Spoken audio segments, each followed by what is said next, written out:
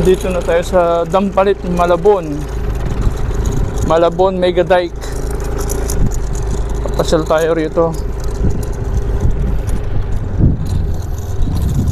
Medyo rough road siguro sa dulo, sementado naman.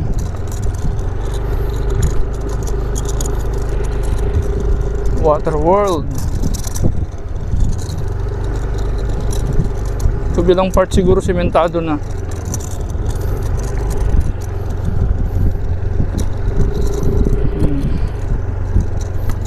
Dahan-dahan.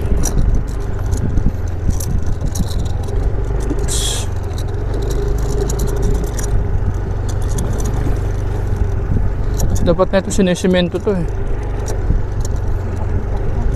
Hindi pwedeng maano to ng kwan. Pwedeng anuhin din to ng tubig dagat eh.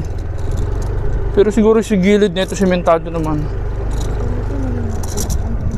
Oo, kasi pwede mag-erode eh. Pero pwede mag-erode yung lupa rito. Ayun, sementado sa dulo, tama-tama. May mga bahay din pala rito. May mga fish pond pa. Ayun, may barko oh. Wow. MV Big Kahuna.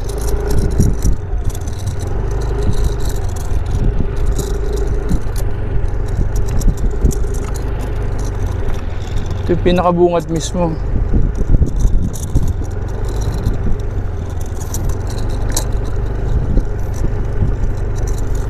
Let's go, diretso.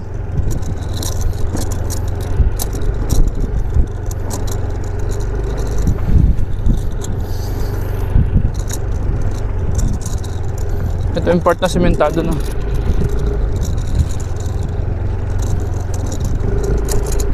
Okay. Here we are. May isda si Kuya. Eto na, dito na tayo. At exact days.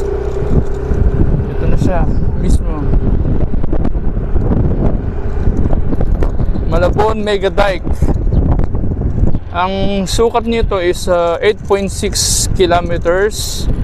3 meters wide yung lapad netong kalsada. So malaki to.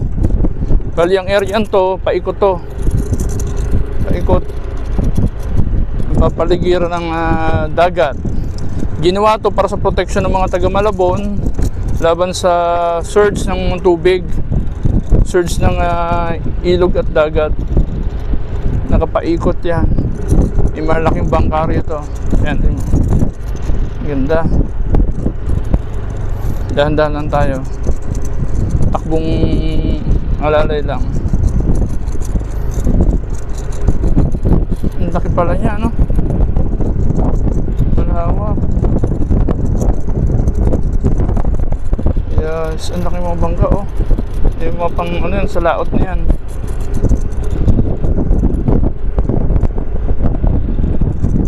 Oh, ang ganda. Mahangin na lang dito.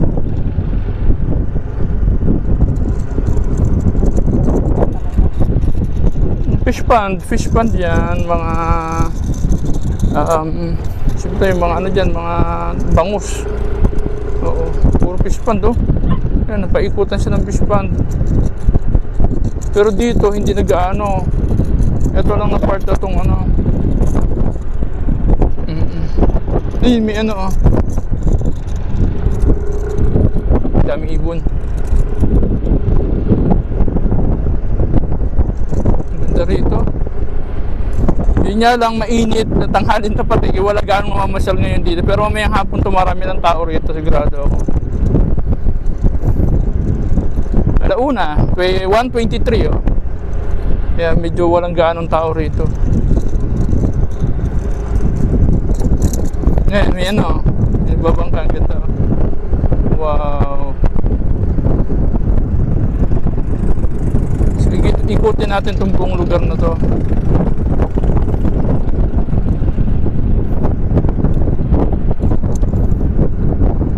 Naging tourist attraction na rin itong lugar na to ngayon. Simula nung ginawa ito eh.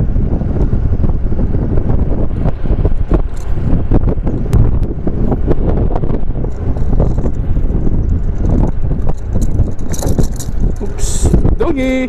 Kumakain na. Hinginain. Wow, wow. Ang ganda. Ang ganda. Ang ganda rito.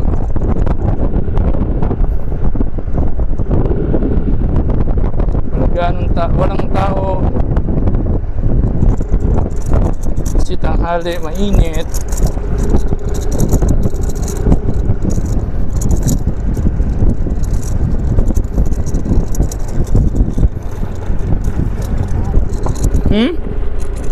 Yan, oo, meron yan. Ayan, may ano to.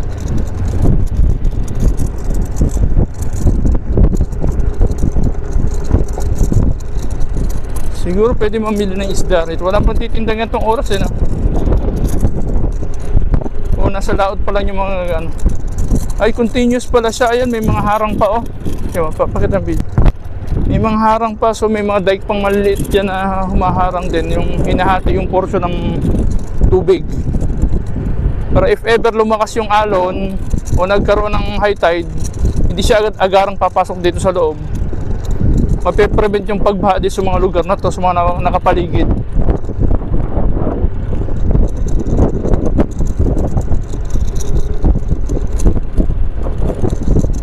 Malalim kaya yan? Paano? Ang tanong, malalim kaya yan?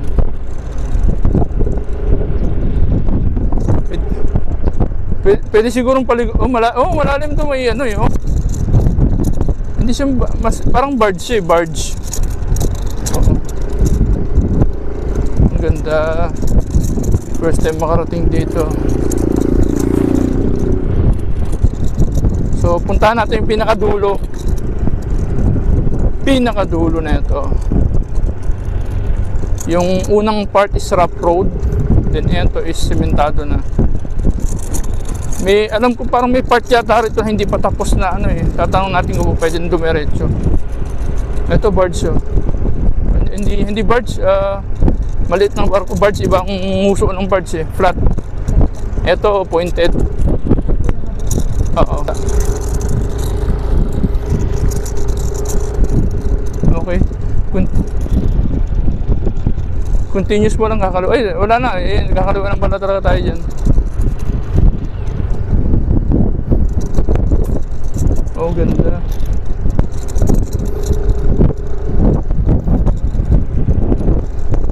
Ikutin natin itong bunga to.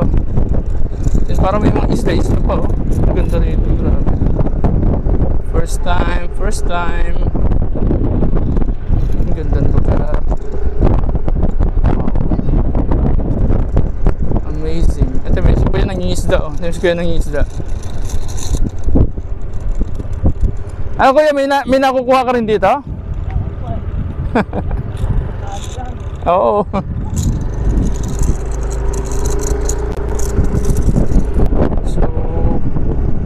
Walang gaanong tao.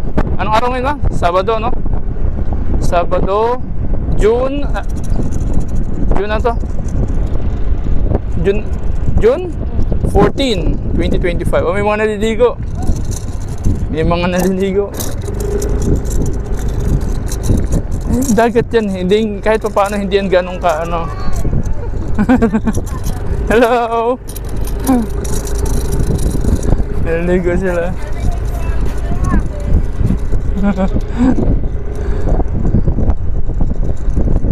Ang ganda rito, wow. Ikutin natin ito buo. Oo, ang ganda yun. Yung mga ibon. Wow. Ito yung mga bahay ng dati na inabot ng tubig. Ayun pa, marami mga lubog na area.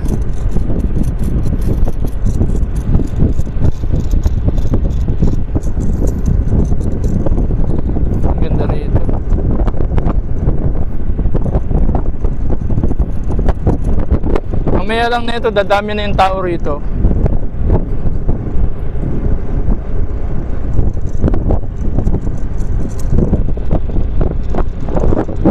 Paikot pala siya Paikot siya.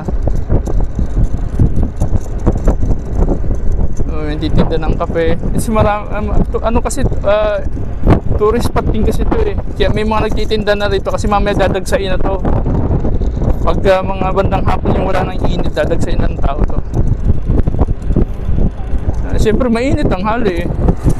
Tayo lang tsaka itong mga nangingisda, tsaka yung mga naligo na yun. Tsaka yung mga taga rito mismo na nakatira. Ang ganda. Ano to? Bigyan, Dampalit.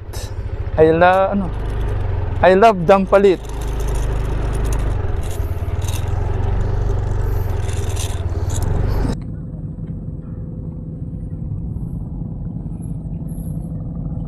Yan, may dinig na dinig yung bangka rito.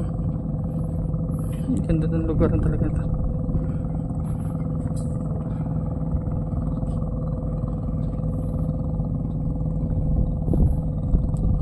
Wow.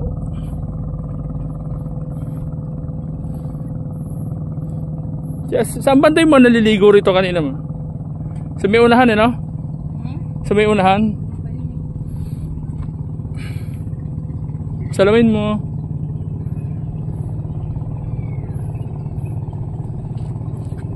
Ganda rito. Ikutan natin.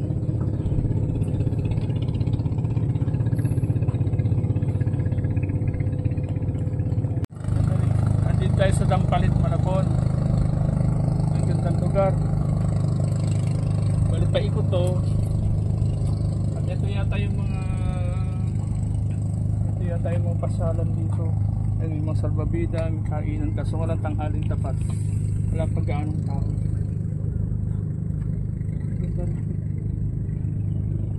Napakagandang lugar. Anong oras?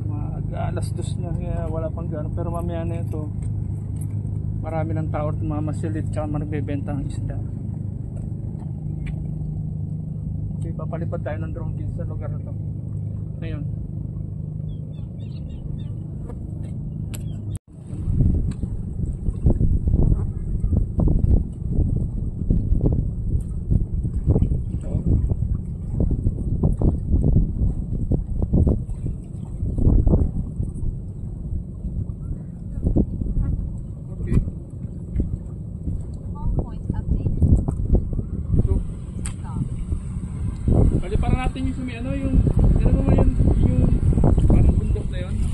Yan. May bundok na yung part ng bundok na yun. Yan. So, itaas natin yung height. Mahirap na baka sa paningin lang natin pantayan, pero pagka dandun na sa malayo, hindi na pantay yung ano yan. Huwag mo ipantay sa mga puno di. Natural. Alam ko, so mag 150 feet tayo. 150 feet bago mag-move forward. 130, 154 sure. 135 enough na siguro.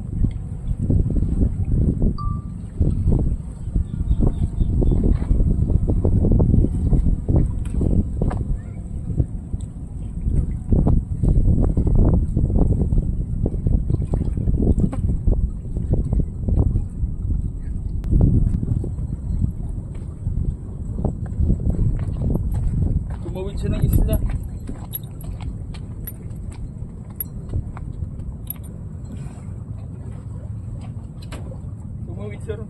Sa kabila na siya. Ang lawak pala na itong lugar na ito, grabe. Napakalawak.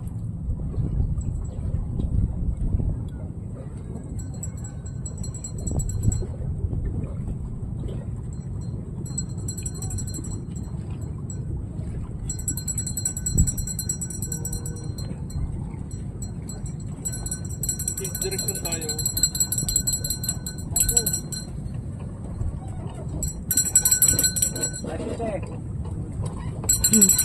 Ganito palitan.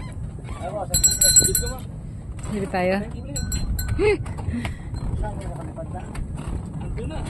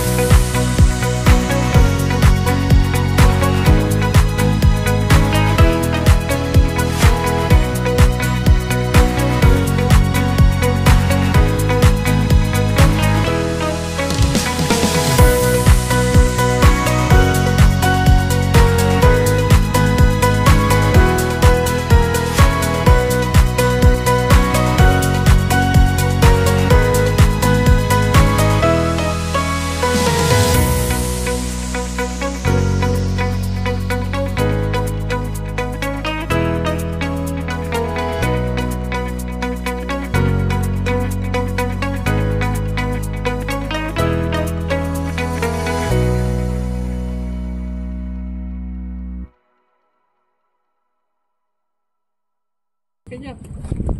Laki yan. Ano, Malabon landfill to? Hindi, nabutas yan. Ano, butas?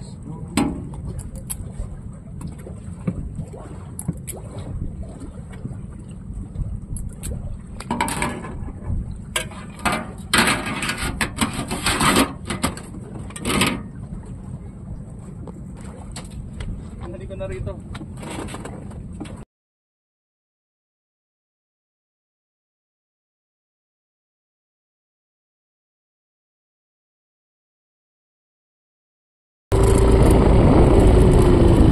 Pakawan nyo, pakawan.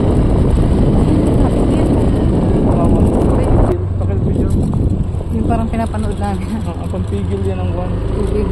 Oo. Tapos nagpapakawala din sila. Oo. Yun nga yun. Ito na yung port.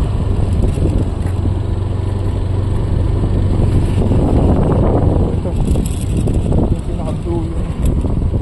Ang kayo lusot natin. Lupa. Hmm? Matawa na tayo. Ayun. Tinis mo lang yung roll niya. Ha? Tinis mo lang yung ano. Tinis mo. Yan natin.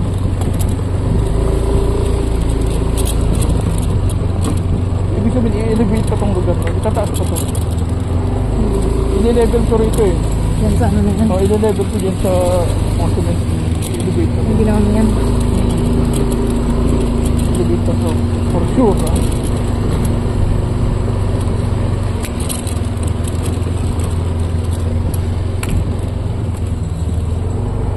Tama ba itong nadaan natin? Ang kayo lusot natin ito. Tama. Maligaw pa tayo rito.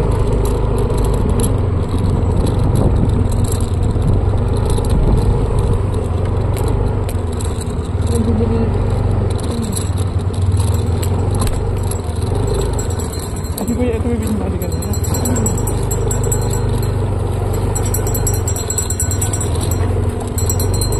Kuya, saan nabasa na ito? Wala, doon pa rin. Sa dati pa rin. Oo, balik pa rin. Yung paikot lang. Oo, paikot. Okay.